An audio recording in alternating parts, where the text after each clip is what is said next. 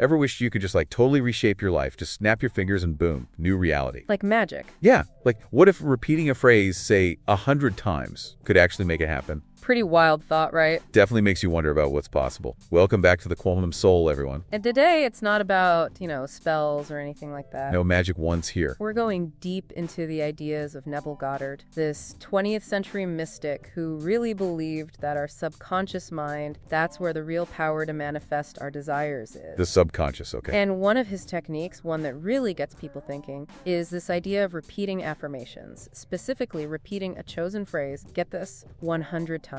100 times. Okay, before we go any further, you gotta ask why. Why did he focus so much on repetition? What's the logic there? It's all about how our minds actually work. You see, Neville, he taught that the conscious mind, the part we use for, everyday thinking and decisions, that's just the tip of the iceberg. Like the surface level. Exactly. Underneath, there's this vast, ocean of the subconscious. All our beliefs, emotions, memories, they're swimming around down there. And he believed that this subconscious part, it responds way more to feelings and consistent impressions than to just, trying to force things with our conscious willpower. So it's like our conscious mind is planting the seed, but the subconscious is the soil where it all grows. Perfect analogy. But there's a catch. Our subconscious, it can be pretty stubborn. It clings to these old patterns and beliefs that might not even be true anymore, even if they're holding us back. And that's where the repetition comes in. Okay, I'm starting to see where you're going with this. By repeating something, a desire-focused phrase, 100 times, you're essentially bombarding your subconscious with this new message, like hammering it in until it finally starts to believe it. So we're kind of overriding the old program, like rewriting the code. Exactly. Think about it. Have you ever noticed, when you're learning a new word, you repeat it over and over? Yeah, to memorize it. That's it. Repetition carves out a path in your brain, makes it easier to access that information. Well, Neville believed the same thing happens with our beliefs and desires. Makes sense neurologically, but and maybe this is just me, but shaping reality with our thoughts, it sounds kind of,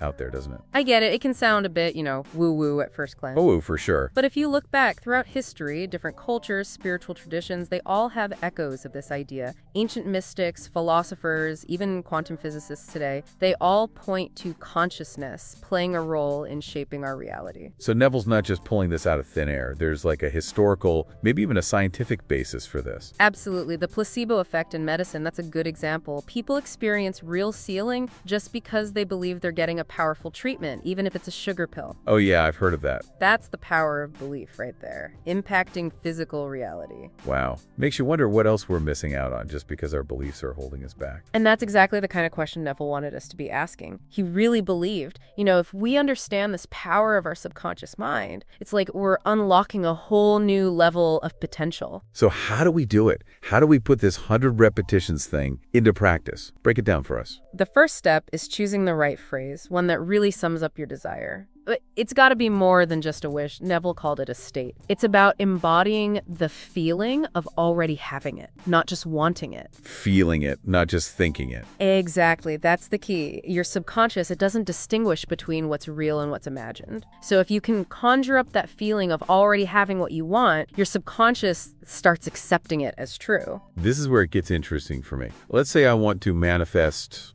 abundance. Instead of just repeating like, I am wealthy, which feels kind of forced, I should focus on a phrase that makes me feel abundant, right? You got it. You want a phrase that resonates emotionally, something like, money flows to me effortlessly, or I'm a magnet for abundance. It has to feel natural, believable, even if it's not your reality right now. Like planting a seed and giving it lots of sunshine and water. Perfect. And just like a seed needs the right conditions to grow, your affirmation needs the right energy to take root. Okay, I get it. But, part of me is still a little skeptical. Is it really that easy? Just repeat a phrase and bam, dreams come true. Neville wasn't saying it's about passive wishing or anything like that. He believed we have to actively align our thoughts, feelings, and actions with our desired reality. The repetition, it's not mindlessly chanting words. It's about consciously, deliberately impressing a new belief onto our subconscious. So we're rewiring our internal world to match the external reality we want to create. Exactly. Think of it this way. If you're constantly telling yourself yourself you're not good enough, you're basically programming your subconscious to sabotage you. But if you replace those thoughts with positive affirmations, you start building a new internal landscape, one that supports your goals. Okay, so it's like replacing an old, scratched-up record with a brand new one. Love that analogy. It's about intentionally creating a new pattern, a new groove of thought and belief. So we've got our phrase, we understand the power of repeating it. Now walk me through the actual practice. What are the steps for this 100 repetitions technique? First, find a quiet place, no distractions. Phone off, maybe dim the lights, light a candle, whatever helps you create a sense of focus. Like a little ritual. Exactly. Close your eyes, take a few deep breaths just to relax and center yourself. Then start repeating your phrase slowly, with feeling. And we're doing this for 100 repetitions. That's right. It's not a race. It's about being present with each repetition. Savor the words. Visualize, like really see the scenario you desire as vividly as possible. Engage all the senses, right? Make it as real as possible in our minds. The more vividly you can imagine it, the stronger the impression you're making on your subconscious. Wow, this is fascinating stuff. And for everyone out there who's finding this as intriguing as we are,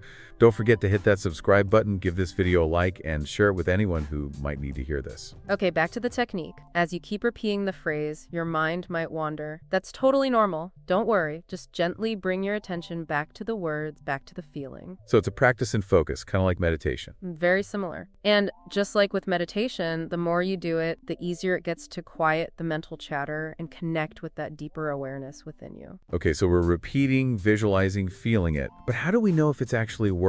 What should we be looking for during these 100 repetitions? The first thing you might notice is just this sense of calm, a sense of peace. As you focus on the phrase and the feeling, the worries and anxieties, they tend to fade into the background. Like a mental detox. Yeah, exactly. And as you continue, you might feel a shift in your energy, a sense of hope, excitement, or even this deep knowing that what you desire, it's on its way. So we're changing our thoughts, but also our emotional state. Absolutely. And as your emotional state shifts, you actually start to vibrate at a different frequency, which, according to Neville, attracts the reality you're seeking. Okay, now the manifestation part is really starting to click for me. It's not about forcing things to happen. It's about aligning ourselves with the reality we want to experience. You got it. It's about becoming a vibrational match for our desires. So these 100 repetitions, they're doing more than just repeating words. They're shifting our entire energetic blueprint. That's a beautiful way to put it, and that's why consistency is so important. Neville recommended repeating this process for 7 consecutive nights. 7 nights? Is there a specific reason for that? Well, imagine you plant a seed. You wouldn't expect it to sprout overnight, would you? It takes time, patience, consistent nurturing for it to grow. So each night of repetition is like watering that seed of desire. Exactly. And each night, that seed takes root a little deeper, the belief becomes a little stronger. By the 7th night, you've created this solid foundation for your manifestation to really take hold. I see. It's not about instant gratification. It's about creating lasting change from the inside out. That's a great way to summarize it. And this is where it gets really interesting, because after those 7 nights, after you hit that 100th repetition on the final night, Neville taught that the most important step is to let it go. Exactly, let it go. It might sound kind of strange after,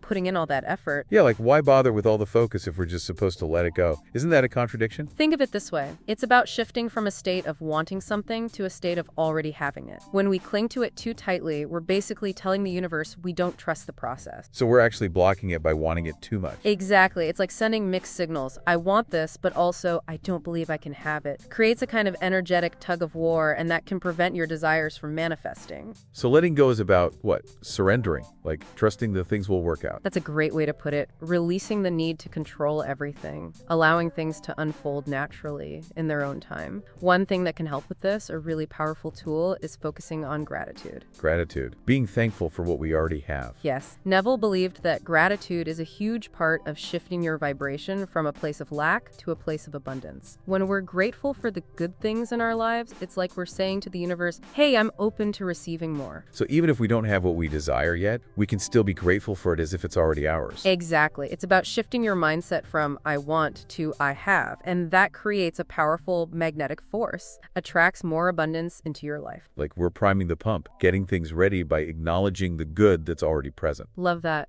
And remember, it's not just about material things, it's everything. Gratitude for our health, our relationships, our talents, even simple things like a beautiful sunset or a good cup of coffee. Gratitude as like a universal currency then, something we can use to attract more of what we want. That's a great way to think about it, and it's something we can practice every single day. A daily ritual for aligning ourselves with abundance, and I like it. Exactly. And the more we cultivate that feeling of gratitude, the more we open ourselves up to all the possibilities the universe has to offer. Okay, so we've got the repetition, the feeling, letting go, and now gratitude. It's like all these pieces working together to create the reality we want. You got it. And this brings us to another fascinating part of Neville's teachings, the idea of revision. Revision, like editing a document. In a way, yes. Neville believed that we're not stuck with our past experiences. We have the power to revise them, to change the story in our minds, and rewrite the script of our lives. Wait, hold on. So we can actually change our past. How does that even work? Doesn't that go against like accepting things as they are? It's not about denying what happened, it's about reframing how we see it. Let's say you have a memory that's painful, holding you back. Neville taught that you can go back to that memory in your imagination and change it, change the ending, how you reacted, the feeling associated with it. Like a method edit, trading in the old version for a new, improved one. Exactly, and by doing that, you release the emotional weight that's been holding you down. Neville believed that our present reality, it's a reflection of our past beliefs and experiences. So, change the past in your mind, you change the present and the future. Whoa, okay, that's pretty mind-blowing. Makes you wonder about like the whole nature of time and reality. If we can rewrite the past, what does that mean about our memories? It really challenges our assumptions, doesn't it? And this idea of revision, it ties back into repetition. Remember how we talked about repetition creating new pathways in the brain? Well, when you revise a memory, you're essentially rerouting those pathways, replacing the old patterns with new ones. So we're rewriting the script of our lives on both a conscious and subconscious level. Exactly, and the more you practice this, the more you free yourself from the limitations of your past, opening yourself up to new possibilities. You know, this reminds me of something I read about in psychology, cognitive reframing. It's about changing how we think about a situation to change our emotional response to it. Great connection. It shows how practical Neville's teachings really are. These aren't just abstract ideas. They can have a real impact on our mental and emotional well-being. It's like we're taking control of our own lives, thought by thought, feeling by feeling, memory by memory. That's the heart of Neville's message. We are not victims. We have the power to choose our reality,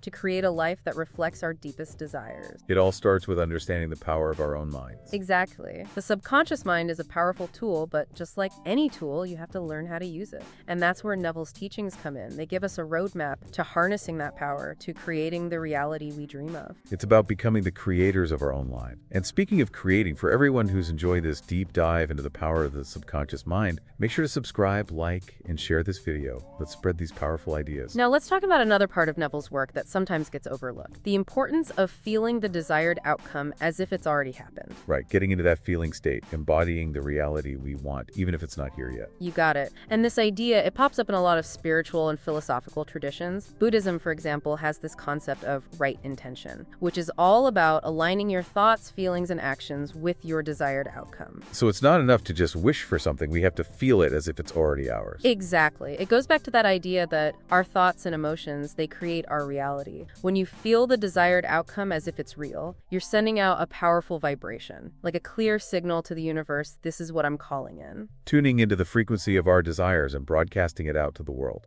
Love that analogy. And the more you can cultivate that feeling of already having what you want, the more likely you are to attract it into your life. It's like those visualization techniques athletes use, right? They imagine themselves winning, feeling the victory before they even compete. Perfect example. It shows the power of the mind-body connection. When you visualize and feel your desired outcome, you're basically telling your subconscious, get to work, start creating this. Like giving our subconscious mind a blueprint, a clear vision of what we want to build. Exactly. The more detailed and vivid you make it, the better your subconscious can manifest it. It really makes you think differently about imagination. Not just something for kids, but a real tool for shaping our world. Neville was all about that, imagination being the key. He even said imagination is the very gateway of reality. Wow, powerful stuff. It's like we're not just stuck with what we see around us. We can create new realities with our minds. And it's not just about creating new things, it's also transforming what's already there, like we talked about with revision. Right, going back and changing those old stories, letting go of the baggage. Exactly. As you do that, you're literally rewiring your brain, new neural pathways, supporting the reality you want.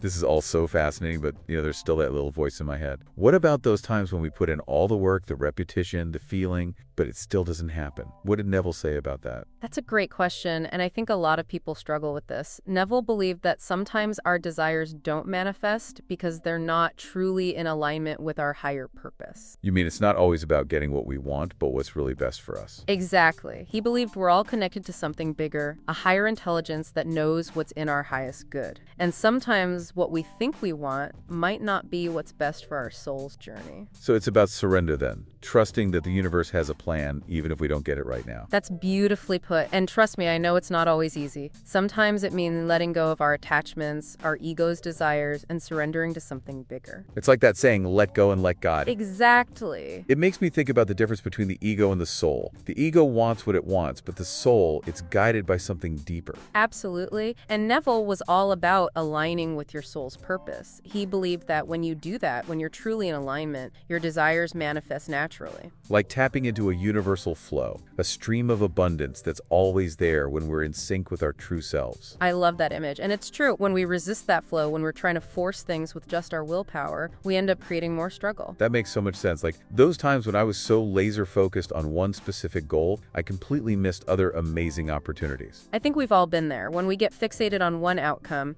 it can blind us to other possibilities that might be even better. So it's about staying open, being flexible, trusting that the universe might have something even better in store than we could have imagined. That's the beauty of surrender. It allows for surprise, for those unexpected twists and turns that can lead to something incredible. This whole conversation has been so eye-opening, so empowering. It feels like we're being invited to step into a whole new way of being, where we're not limited by those old beliefs and patterns. That's the heart of Neville's message. He wanted us to realize we're not just passive bystanders in our lives, we're active creators. We have the power to shape our reality through our thoughts, feelings, beliefs, all of it. We become the architects of our own destiny. Beautifully said. And remember, it's a journey, not a destination. It's about continually growing, expanding our awareness, challenging those limitations, and becoming the best versions of ourselves. And for everyone out there who's feeling inspired to embark on this journey of self-discovery and conscious creation, don't forget to subscribe, like, and share this video. Let's spread these powerful ideas far and wide. There are 2 videos on the screen. Click on one to continue your journey. Absolutely. And remember, the only limits to what you can create are the limits you put on your own mind. So dream big, believe in yourself, and trust the process.